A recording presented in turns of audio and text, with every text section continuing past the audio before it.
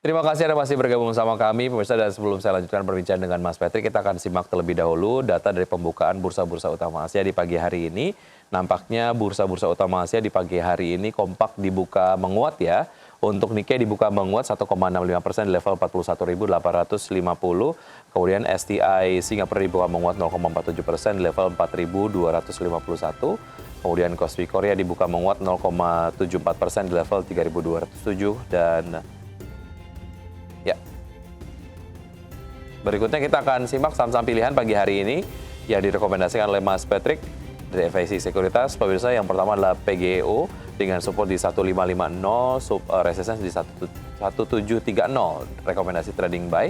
MDKA support di 2360, kemudian resistance di 2550. SMRA dengan support di 386 dan resistance di 414 juga direkomendasikan trading buy. Kemudian Astra International dengan support di 4.800 dan resistance di 5.050 dengan rekomendasi akumulatif buy. Baik, kita akan bahas saham-saham pilihan pagi hari ini. Mas Patrick, dari Anda ada PGEO. Seperti apa analisis lengkapnya? Oke, Mas Wiki, kalau kita lihat memang saham PGO ini based on technical terlebih dahulu, so far setelah memang beberapa terakhir dia ada sedikit koreksi ya atau konsolidasi sedikit, secara garis besarnya masih dalam posisi uptrend kalau kita lihat. Dan juga kalau kita lihat dari ya, indikator stokastiknya juga ada potensi mengalami golden cross gitu. Jadi kita lihat harusnya masih ada potensi melanjutkan penguatan gitu ya untuk jangka pendek ke menengahnya gitu ya untuk PGO ini sendiri. Di saat yang sama kalau kita bicara katalis juga ada katalis di mana fokus dari PGO terhadap PLTP di Ulu Belu untuk yang berada di kawasan lokasi Lampung itu juga mampu untuk menopang ya sampai dengan tahun ini kinerja top line maupun bottom line dari PGO itu sendiri gitu. Jadi kalau kita bicara sentimennya juga udah oke, teknikal juga oke. Jadi kita menargetkan PGO ini ada di target price 1850 gitu. Jadi upside-nya juga masih cukup besar juga. Oke, 1850 untuk target price PGEO tercapai dalam berapa lama, Mas Patrick? Kita bisa lihat sepekan sampai 2 pekan ke depan sih Mas kalau untuk PGO ini. Oke, baik, dari PGEO kita bergeser ke MDKA. Seperti apa? Oke, kalau kita bicara MDK, memang kita akan coba kaitkan ke harga komoditas dari emas itu sendiri ya. Memang kalau kita cermati beberapa hari terakhir kan harga emas sudah tergolong terkoreksi karena memang beberapa agreement negara-negara mitra strategis Amerika Serikat beberapa sudah deal gitu ya. Jadi itu menurunkan sedikit worry-nya ataupun uncertainty di pelaku pasar. Tapi kalau kita cermati, masih ada deals antara Amerika Serikat dan China yang dimana itu juga masih cenderung alot gitu. Jadi hal tersebutlah yang kita lihat berpotensi juga jika memang deals cenderung akan lebih delay ataupun lebih lambat untuk mencapai kesepakatan karena masing-masing negara punya national interest masing-masing, itu bisa membuat harga emas ini menjadi lebih mengalami kenaikan lagi gitu walaupun sifatnya short term. Hal inilah yang kita manfaatkan dari saham MDKA, di mana MDKA sendiri kalau kita lihat secara teknikal juga masih dalam fase uptrend juga, dan kita menargetkan MDKA itu di level 2.700-an gitu ya. Oke, apa yang membuat MDKA lebih menarik dari Antam, Mas Patrick? Kalau kita lihat sih memang lebih ke dari sisi teknikal dan juga potensial upside-nya aja sih Mas. Sebenarnya kedua saham ini juga harusnya terdampak di saat nanti emas mengalami penguatan, karena sensitivitas mereka terhadap harga emas juga cukup baik. Tapi memang kalau kita bicara secara teknikal, MDK ini punya potensial upside yang jauh lebih besar sih untuk saat ini. Oke, potensial upside yang lebih besar dan juga secara harga lebih murah begitu ya? Oke. Baik, dari Iya. MDKA kita ke SMRA. Seperti apa analisis selengkapnya, Mas Patrick? Ya, mungkin sudah kita perbincangkan dari tadi ya Mas, kalau Oke, masalah SMRA dan properti kan memang katalis suku bunga yang lebih rendah, otomatis untuk orang untuk demand terhadap perumahan dan juga jangkauan mereka untuk kredit segala macamnya jauh lebih murah lah seperti itu. Jadi secara katalis kita lebih fokus ke arah tersebut gitu. Di saat yang sama dari sisi valuasi dan juga pergerakan teknikal masih cenderung lagging gitu ya untuk sektor-sektor properti. Jadi kita bisa manfaatkan untuk switching untuk sementara waktu dari sektor teknologi yang sudah cenderung kenaikannya sangat signifikan sekali gitu. baik. Ada target price untuk SMRA? Untuk SMRA kita menargetkan di level 430 ya untuk Oke, target price kita. baik, 430, level support di 386, lumayan lah ya untuk bisa dimanfaatkan dalam strategi investasi trading. Dari 4 saham pilihan yang Anda rekomendasikan, 3 saham direkomendasikan trading buy. Nampaknya itu menjadi salah satu strategi investasi yang kayaknya paling aman diterapkan oleh Anda ya, ataupun mungkin direkomendasikan oleh Anda kepada investor begitu. Apa pertimbangannya, Mas Patrick?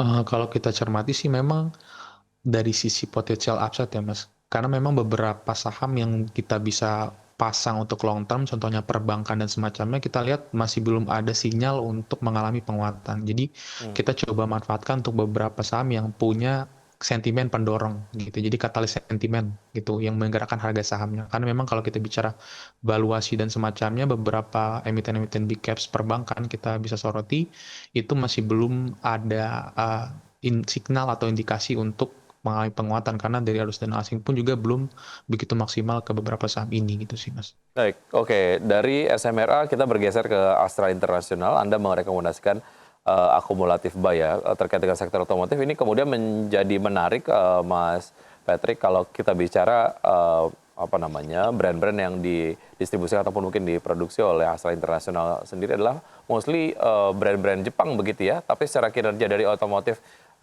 dari Jepang sendiri ini memang rada ter-challenge lah dengan adanya mobil-mobil listrik khususnya yang secara masif datang dari China. Nah, secara landscape begitu otomotif dari Jepang dan juga emiten-emiten yang terafiliasi dengan otomotif Jepang seperti apa? Seberapa menjanjikan sebetulnya?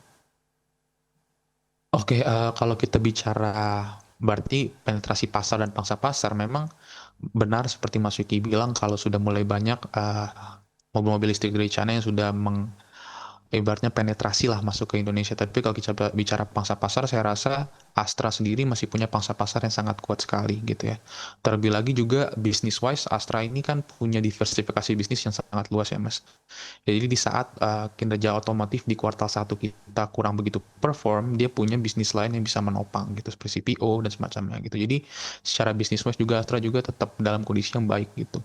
Di saat yang sama kalau kita bicara untuk jangka waktu dekat akan ada gias juga untuk sedikit menggairahkan gitu ya penjualan mobil yang sedikit lesu. Lalu kita bicara nilai tukar rupiah kita juga jauh lebih stabil gitu ya, mengingat memang pasar otomotif kita kan mayoritas masih mengandalkan import gitu ya. Jadi dengan rupiah kita yang jauh lebih stabil, biaya importnya bisa sedikit kita tekan. Dan juga kalau kita bicara valuasi dan juga foreign flow, Astra ini punya salah satu emiten blue chip yang bisa dibilang selama bulan ini itu asing cenderung melakukan pembelian sekitar 800 triliun miliaran lebih gitu ya untuk Astra International. Dan jika kita bicara valuasi juga masih lebih rendah dibanding rata-rata 3 tahunan gitu. Jadi itulah kenapa Astra kita lihat akumulasi buy dengan targetnya di level 5.500, agak panjang gitu ya untuk Astra. Baik, akumulatif buy untuk kemudian dikoleksi secara jangka panjang begitu ya, atau seperti apa? Iya betul Mas, lebih ke arah mid to long term. Baik, itu tadi beberapa saham-saham yang direkomendasikan oleh Mas Patrick, diantaranya adalah ada PGO, kemudian juga MDK, SMRA, dan juga Astra International.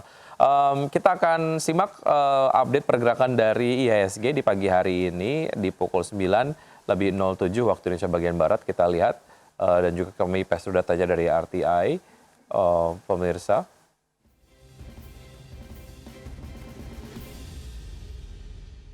Ya, sejauh ini IHSG bergerak menguat ya, berhasil tembus level 7.500-an, tepatnya di 7.513,182 pasca kemarin bertahan ataupun berhasil tembus di level 7.400-an.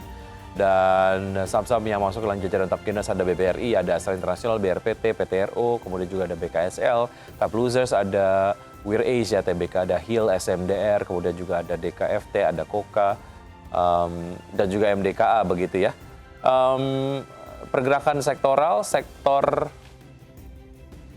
finance memimpin penguatan dengan penguatan 0,81%. Tidak kemudian kita lihat sektor teknologi, malah tadi sempat saya lihat sektor teknologi mengalami pelemahan ya, ataupun mungkin penguatannya cenderung lebih terbatas. Kita bahas sedikit lagi Mas Patrick, MDKA melemah sejauh ini bisa dimanfaatkan untuk bisa masuk dengan harga yang lebih murah ya?